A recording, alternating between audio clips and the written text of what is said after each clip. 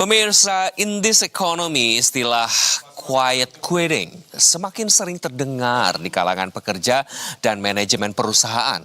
Fenomena ini menggambarkan kondisi di mana karyawan secara sadar memilih untuk hanya melakukan tugas sesuai deskripsi pekerjaan tanpa memberikan usaha ekstra atau inisiatif tambahan. Mereka tidak secara resmi mengundurkan diri, namun secara perlahan mengurangi keterlibatan dan motivasi dalam bekerja. Fenomena ini bukan sekedar tren sesaat pemirsa, melainkan sinyal penting yang perlu mendapat perhatian serius dari dunia kerja Indonesia. Kenapa? Yuk kita cek yuk. Pemirsa, pada dasarnya quiet quitting berarti seseorang karyawan memilih untuk tidak melakukan lebih dari apa yang menjadi kewajibannya. Meskipun mereka masih menjalankan tugasnya, mereka sesuai ekspektasi dan lainnya. Dalam konteks ini, quit tidak berarti berhenti dari pekerjaan, melainkan berhenti untuk melampaui batas-batas yang tidak dibayar atau dihargai. Ini adalah bentuk pengambilan jarak dari budaya kerja yang menuntut pekerja untuk selalu lebih. Misalnya, lebih produktif, lebih terlibat, lebih berkomitmen, bahkan ketika kompensasi atau pengakuan tidak sesuai dengan upaya yang diberikan. Fenomena ini pertama kali mencuri perhatian pada tahun 2022 pemirsa. Dan sejak itu menjadi topik panas dalam dunia kerja, terutama di kalangan Gen Z. Tapi meskipun terdengar seperti tren baru, quiet quitting bukanlah sekedar kata-kata kekinian yang viral di media sosial. Ini adalah fenomena yang punya dampak nyata bagi keseimbangan kehidupan kerja dan karir, terutama bagi generasi yang baru memasuki dunia profesional.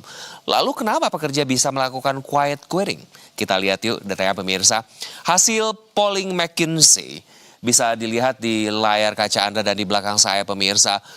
McKinsey menunjukkan bahwa dan mempublikasikan oleh Forum Ekonomi Dunia, World Economic Forum,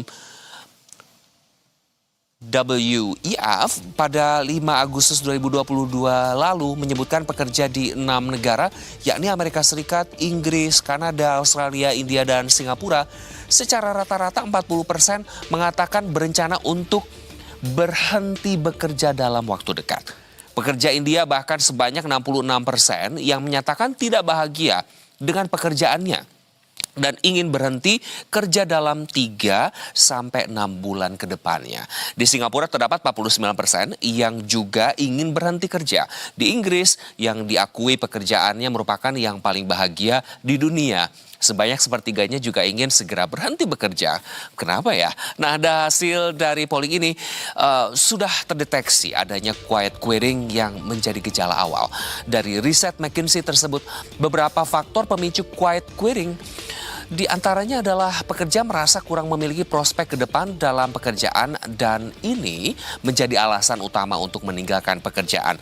Di mana hal ini disampaikan oleh setidaknya 41% responden pemirsa. Dan alasan kedua terkait dengan upah atau gaji yang tidak sesuai. Alasan selanjutnya adalah atasan yang tidak menghargai anak buahnya. Paling banyak nih, alias uncaring leaders, alias nggak peduli ya. Kemudian pemirsa ada juga alasan pekerja merasa pekerjaannya tidak lagi bermakna, alias meaningless work. Dan terakhir karena fleksibilitas lingkungan kerja yang buruk. Lalu apa dampaknya kalau kita nih sebagai pekerja melakukan quiet quitting? Oke, pemirsa kita lihat nih. Fenomena quiet quitting memberikan dampak baik bagi perusahaan maupun karyawan itu sendiri. Dari sisi karyawan, misalnya akan berdampak pada karir yang di situ-situ saja.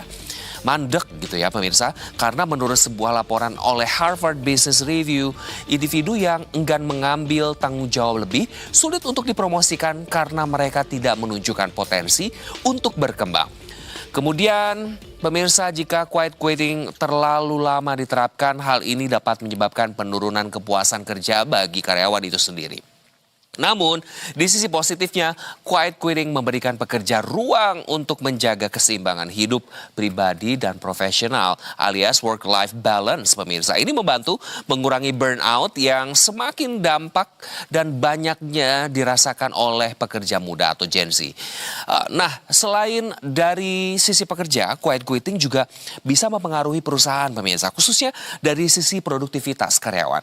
Ya, otomatis ya, jadi kalau pekerjaannya ke kantornya hanya untuk menggugurkan kewajiban atau job desk saja, pasti berdampak pada perkembangan perusahaan ya, dan minimnya inovasi bisnis misalnya.